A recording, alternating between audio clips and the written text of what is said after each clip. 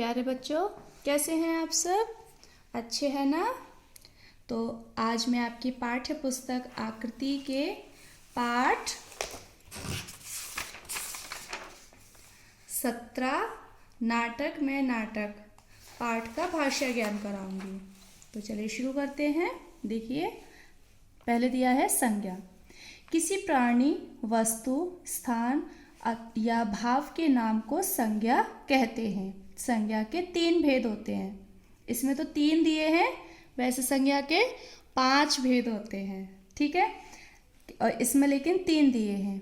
व्यक्तिवाचक संज्ञा किसी विशेष प्राणी, वस्तु व स्थान का नाम, जैसे भारत, दिल्ली, राम आदि। यानी कि किसी का नाम होता है, किसी प्राणी का, किसी वस्तु का, किसी स्थान का नाम, वो हमारा किस में आता है? व्यक्तिवाचक संज्ञा में। और जातिवाचक संज्ञा में क्या होता है कि संपूर्ण जाति का नाम बोध कराने वाले शब्द, जैसे जानवर। अब जानवर में छोटे बड़े और सब तरह के जानवर आ जाते हैं। पक्षी में भी सब तरह के पक्षी आते हैं। नदी में भी सारी नदियाँ आती हैं। देश में सारे देश आ जाते हैं। तो ये हमारे जातिवाचक होता है। अब देखिए भाववाचक, किसी भाव के नाम को, जैसे बुढ़ापा, सुंदरता, बचपन, यानी कि जो चीज़ हम महसूस कर सकते हैं, तो वो हमारा क्या होता है? भाववाचक संज्ञा होता है। प्रश्न संख्या 6, दिए गए वाक्यों में संज्ञा शब्दों को रेखांकित करो और इनके भेद लिखो। अब यहाँ पर कुछ वाक्य दिए हैं और इन वाक्यों में से हमें संज्ञा शब्दों को रेखांकित करना है और उनके भेद लिखने हैं। पहला दिया है, देखिए, राकेश ने बात संभाली। तो राकेश ने बात संभाली, तो इसमें राकेश जो है, राकेश शब्द हमारी कौन सी संज्ञा है? व्यक्तिवाचक संज्ञा, क्योंकि ये एक नाम है व्यक्ति का। ये होगी हमारी व्यक्तिवाचक संज्ञा, है ना। अब दिया है ख, दर्शक सब शांत थे। अब दर्शक हमारी कौन सी संज्ञा हो गई? जातिवाचक, यानी कि उसकी जाति बता रही है कि जो देखने वाले होते हैं वो कौन होते हैं? दर्शक। तो देखने वाले, तो इसमें जाति बताई गई है। तो ये हो गया हमारा दर्शक जातिवाचक। अब है दूसरे चाहे उनकी मूर्खता पर हंस रहे हों। तो इसमें हमारी जो मूर्खता शब्द है ये संज्ञा है, लेकिन ये कौन सी संज्ञा है? मूर्खता का भाववाचक, क्योंकि इसको हम छू नहीं सकते हैं, है ना। तो ये हमारी भाववाचक संज्ञा हो गई। अब आगे देखिए, घ, चित्रकार कहता है कि उसकी कला महान है। तो इसमें हमारा क्या संज्ञा है? चित्रकार। तो चित्रकार हमारा जो संज्ञा है, ये कौन सा भेद है संज्ञा का? जातिवाचक, यानी कि चित्रकार कौन होता है? जो चित्र बनाने वाला होता है। अब आगे है, अंतिम दिया है, मेरी शायरी गाजर मूली है तो तेरी चित्रकला झाड़ू फेरना। तो इसमें देखिए, गाजर, मूली और झाड़ू, ये 3 संज्ञा हैं। और ये तीनों संज्ञा हमारी किस में आती हैं? व्यक्तिवाचक में, क्योंकि गाजर भी सब्जी का नाम है, मूली भी सब्जी का नाम है, और जो झाड़ू है उसका भी एक नाम है। तो ये हमारी किस में आ गई? व्यक्तिवाचक में। ठीक है, आगे देखते हैं। प्रश्न संख्या 7 दिया है, वाक्यों में प्रयोग करो। क, दर्शक।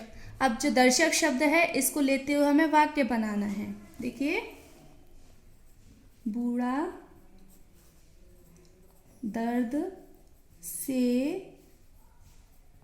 कांप रहा था और लोग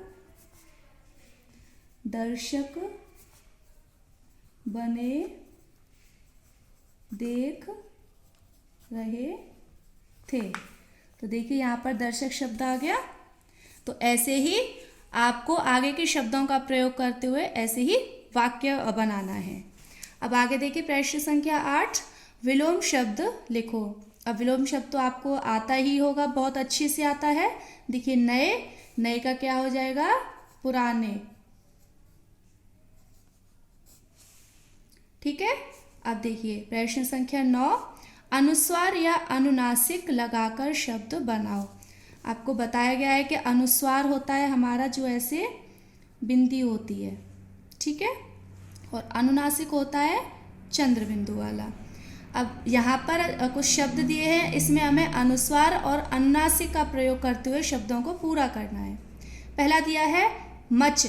अब मच तो कोई शब्द होता नहीं है, क्या होता है हमारा मंच।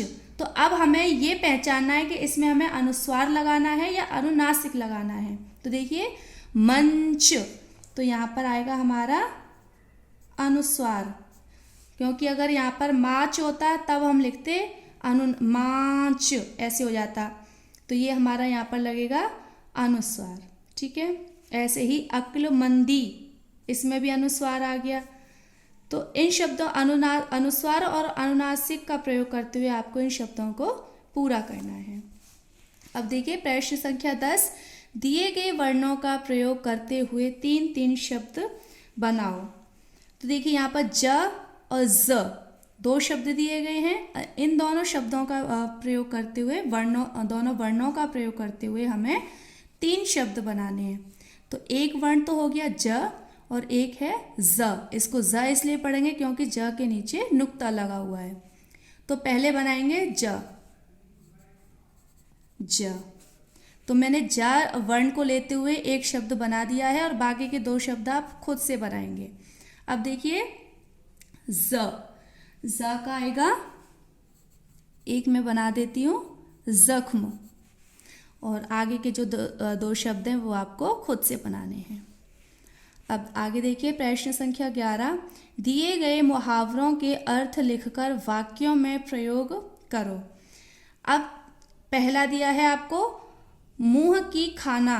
मुंह की खाना का क्या हो जाएगा अर्थ? बेइज्जत,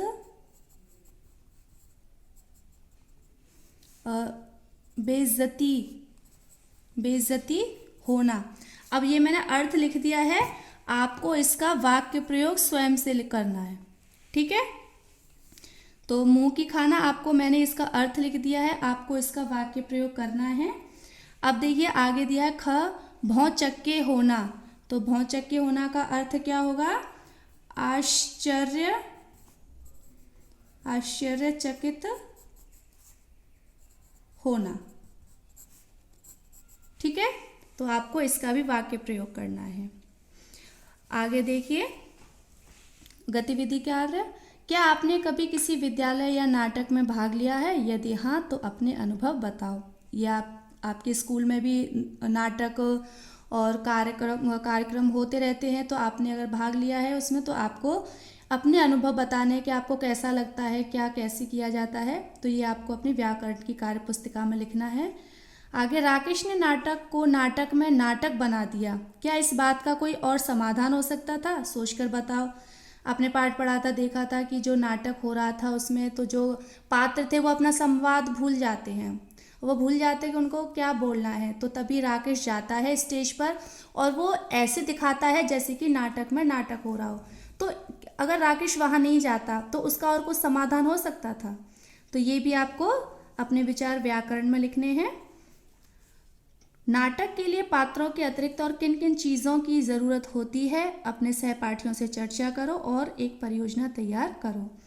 तो नाटक के लिए और हमें नाटक के पात्रों के लिए और अतिरिक्त किन किन चीज़ों की ज़रूरत होती है हमें, तो ये आपको अपने घर पे अपने मम्मी पापा बुआ दीदी भैया जो भी हैं उनसे बात करनी है और इसकी एक आपको परियोजना बनानी है और उसको आपको व्याकरण में लिखना है, ठीक है। तो अब आपका गृह कार्य है कि आपको पृष्ठ संख्या 95 और 96 पर प्रश्न संख्या 6, 7, 8, 9, 10, 11 और गतिविधि कार्य, ये तो आपको 11 तक तो आपको किताब में पूरा करना है और गतिविधि कार्य आपको अपनी व्याकरण की कार्य पुस्तिका में लिखना है, ठीक है।